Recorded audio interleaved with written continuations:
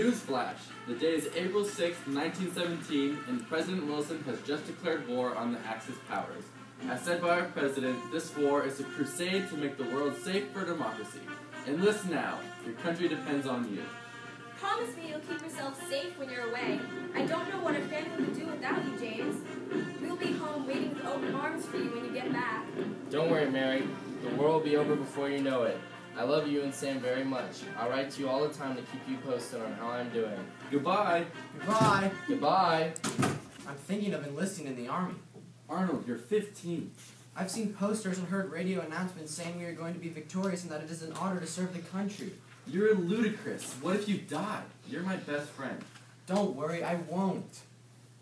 Daddy, don't be gone long. So long. I love you. See you soon. Miss you very much.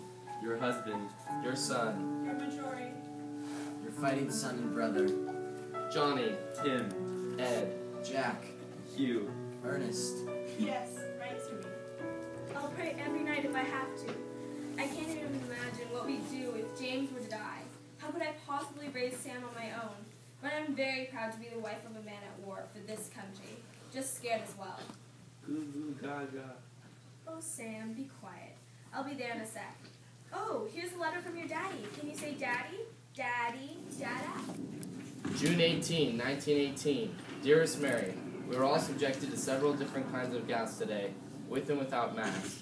As usual, I cannot rid my clothes of the odor. It sure is horrible stuff, honey.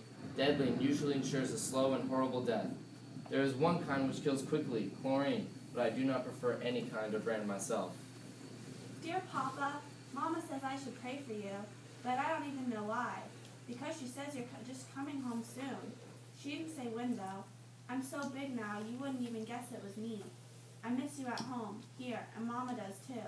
I saw her crying, and I gave her a big hug and said it was from you. I wrote my name all by myself yesterday, and Mama said you would be proud. I just keep waiting for you to come home and put me to bed at night and tell me stories, okay? Dearest mother, I made a catastrophic mistake. I am way too young to be here. Everywhere I turn, all I see is suffering. Mom, tell them the truth about my age and get me out of here. Dear James, not a day goes by when I'm not thinking about you. I heard they've invented flying machines that can cause great damage. On newspapers and posters, I see soldiers smiling and waving. Is this war really worth smiling about? The children are fine. We miss you dearly. Please come home safely. With all my love, Mary. You'll have me back soon, Mary. The war cannot last forever. June 4th, 1918. How can there be fairness in one man being maimed for life, suffering agonies, another killed instantaneously, while I get out safe? Does God really love us individually, or does he love his purpose more? Is it better to believe he makes the innocent suffer for the guilty, and that things will be squared up someday? Sounds rather calculating, doesn't it? And not a bit like the love of a father. What I would like to believe is that God is in this war, not as a spectator, but backing up everything that is good in us. He won't work any miracles for us because that would be helping us to do work he has given us to do on our own. I don't know whether God goes forth with armies, but I do know that he is in lots of our men, or they would not do what they do. Yours sincerely, Arnold.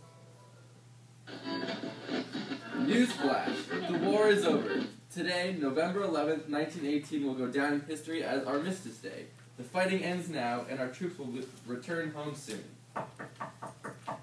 Ma'am, I'm sorry to inform you. Daddy, no, it can't be. James, please tell me this isn't true. This is a dream, right? Oh no, James. Daddy's never coming home, is he, Mommy? Daddy will never be coming home, Sam. It's going to be you and I. I walk again, over a battlefield fresh with its dead and ruin, shattered villages standing as monuments of destruction. Tangled and torn wire litter the barren fields and slopes, barren of life, but littered with the waste of war. Broken guns, bits of clothing, shells, and sad remains of life. There was a war, a great war, and now it is over. Men fought to kill, to maim, to destroy. Some returned home, others remained behind forever on the fields of their greatest sacrifice. There was a war, a great war, and now it is over.